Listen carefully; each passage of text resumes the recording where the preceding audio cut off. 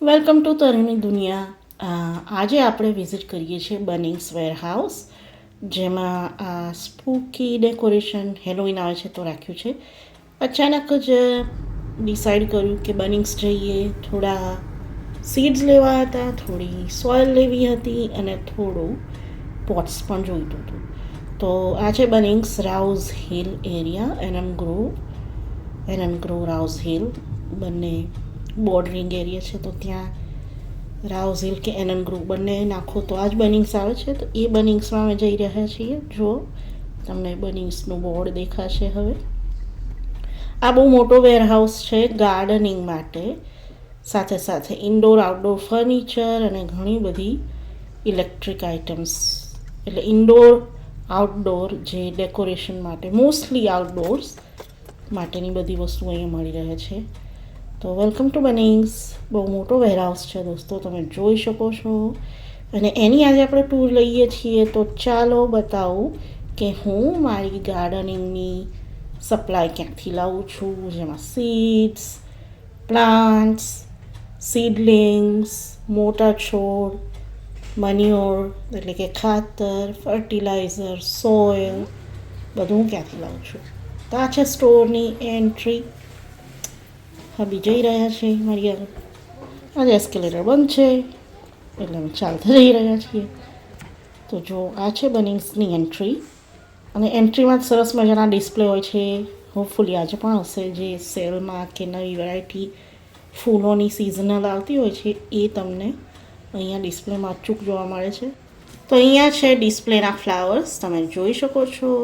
આ ફ્લાવર્સ મારા ઘરે ઘણા બધા છે, રેડ કલરની વેરાયટીમાં. સક્યુલન્ટ ટાઈપના ફ્લાવર્સ છે, સરસ હોય છે. પણ આ જુઓ, આ શું છે?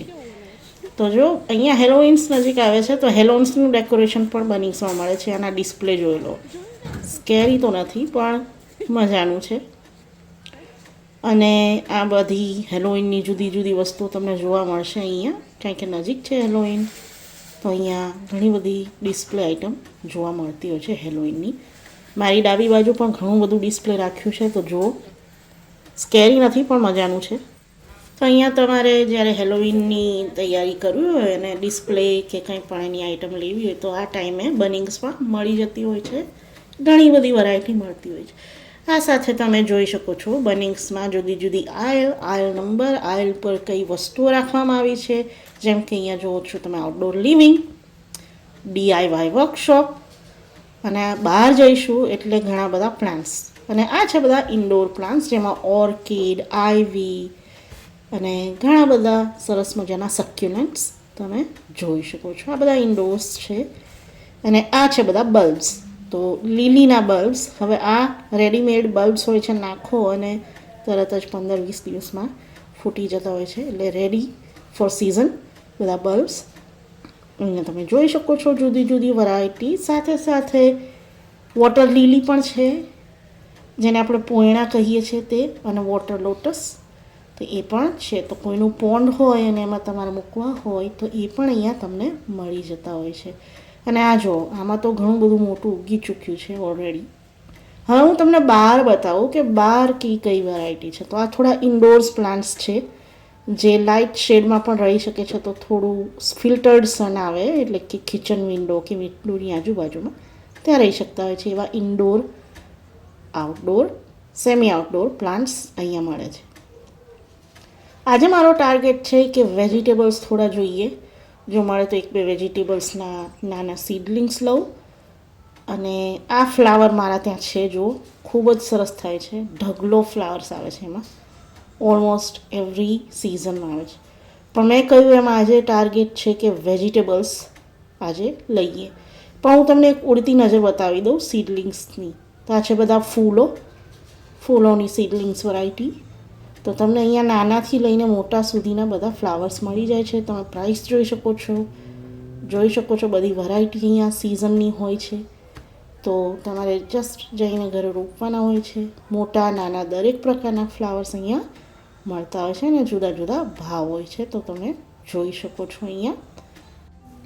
તો જ્યારે હું આવું છું બનિંગ્સમાં, ત્યારે ઓલમોસ્ટ 1 hour તો મારો સ્પેન્ડ થતો હોય છે, કારણ કે મને ફૂલો જોવાના, પ્લાન્ટ્સ જોવાના ખૂબ જ ગમે છે.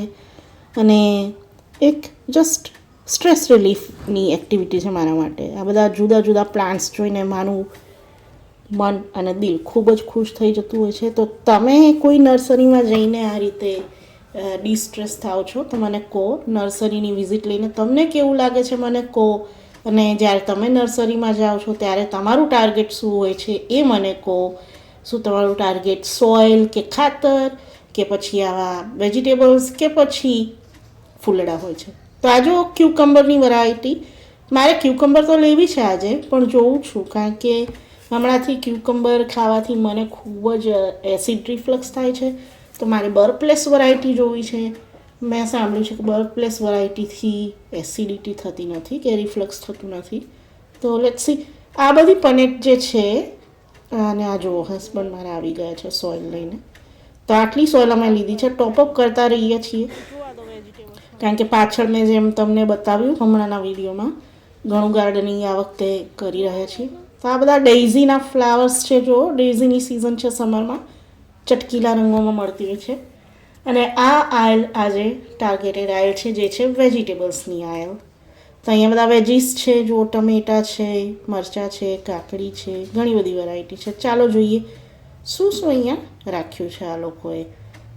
તો જો તમને દેખાઈ રહ્યું છે એ રીતે બધી આયલમાં વેજીટેબલ્સ જ વેજીટેબલ્સ છે. અને નાનાથી લઈને મોટા બધી પ્રકારના સીડલિંગ્સ તમને જોવા મળતા હોય છે. અને તમે જોઈ શકો છો દરેકે દરેક ફોટામાં કે કઈ કઈ આઇટમ્સ અહીંયા જોવા મળી રહી છે. તો આ બંને આયલ્સ જે છે વેજીટેબલ્સની છે અને સાથે અહીંયા થોડા મોટા સીડલિંગ્સ છે. તો અહીંયા બધા મરચાં છે, કાકડી છે. તો જુઓ મને બર્પલેસ વેરાયટી જોવી છે પણ મળતી નથી. અને ઘણીવાર એવું હોય છે કે પ્લાન્ટ રેડીમેડ અહીંયા કર્યો હોય ને આપણે ઘરે જઈને રોપીએ તો મરી જતો હોય છે. એટલે હું પ્રિફર કરું છું કે સીડમાંથી પ્લાન્ટ બનાવો તો ઘણું સારું.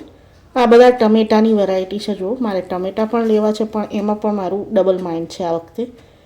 કારણ કે જેવા તમે આ ટમેટા જુઓ છો ઘણીવાર દાવ થઈ જતો હોય છે દોસ્તો. જેવો છોડ તમને બતાવે છે અને જેવી વેરાયટી બતાવે છે એવા ઉગતા નથી. અગેન ઘણા બધા ફેક્ટર કામ કરતા હોય છે કે તમારી સોઇલ કેવી છે, તમે કેવું ફર્ટિલાઇઝર રાખો છો, તમારા ઘરમાં સન અને શેડની કેવી વ્યવસ્થા છે. તો હું પ્રિફર કરું છું કે સીડમાંથી જ મારો છોડ બનાવો કે જેથી તે મારી જે જમીન છે, મારી જે જગ્યા છે તેને ટોલરેટ કરે. અને એ પ્રયોગ મારો સફળ થઈ રહ્યો છે. એટલે સીડમાંથી તમે જ્યારે સીડલિંગ પોતાના બનાવો અને પોતાનો છોડ તમે પ્રિપેર કરો એ વધારે તમને ફ્રૂટ્સ આપતા હોય છે. તે છતાંય મને જોવાની ખૂબ જ મજા આવે છે આ નવા નવા સીડલિંગ્સ. અને જો અહીંયા બીન્સ છે, ગલગોટા છે, ઘણા બધા સીડલિંગ્સ છે. જોઈને મને તો ખૂબ જ આનંદ થાય છે. તો તમે મને જણાવો કે તમને શું ગમે છે જોવાનું. અને આ બનિંગ્સનું જે વેરહાઉસ છે અહીંયા ઓસ્ટ્રેલિયાનું સિડનીનું, એ તમને કેવું લાગ્યું. ઘણી મોટી નર્સરી છે દોસ્તો આ. તો આવી નર્સરી જોઈને તમને કેવું લાગ્યું મને જણાવો. કોમેન્ટમાં કહો કે આ સિડનીની આ બનિંગ્સની વેરહાઉસ નર્સરીમાં તમને શું ગમ્યું. અને ઘણા બધા લોકો અહીંયા આવ્યા છે આજે સિઝન છે એટલે. અગેન આ મોટા ટમાટોના સીડલિંગ્સ છે. જેમ મેં કહ્યું મને જોવું ખૂબ જ ગમે છે પણ હું ડબલ માઇન્ડ થઈ રહી છું. પણ જો ઘણી બધી સરસ વેરાયટી છે. તો આજે જેમ કહ્યું એમ કે ટાર્ગેટ આપણો ખાલી સોઇલ અને સીડ જો મળે તો લેવાનો હતો. તો ફરતા ફરતા મેં જોયું કે ક્યાંય મને જોઈએ એવું ટમાટો, ચીલી કે ક્યુકમ્બરની વેરાયટી મળી નથી. એટલે મારા પ્લાન સાથે હું સ્ટીક છું. સીડ લઈને ઘરે જઈને પ્લાન્ટેશન કરવામાં આવશે. અને મને મળી ગયા છે સરસ મજાના સીડ, જેમાં મેં સ્પિનેચ લીધી છે ઇન્ડિયન અને ઇંગ્લિશ.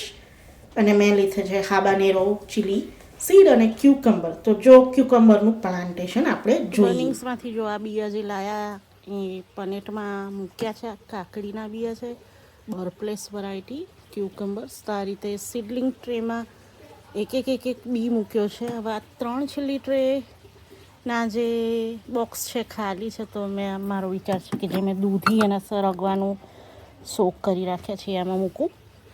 મોસ્ટ લાઇકલી દૂધી જ મૂકીશ.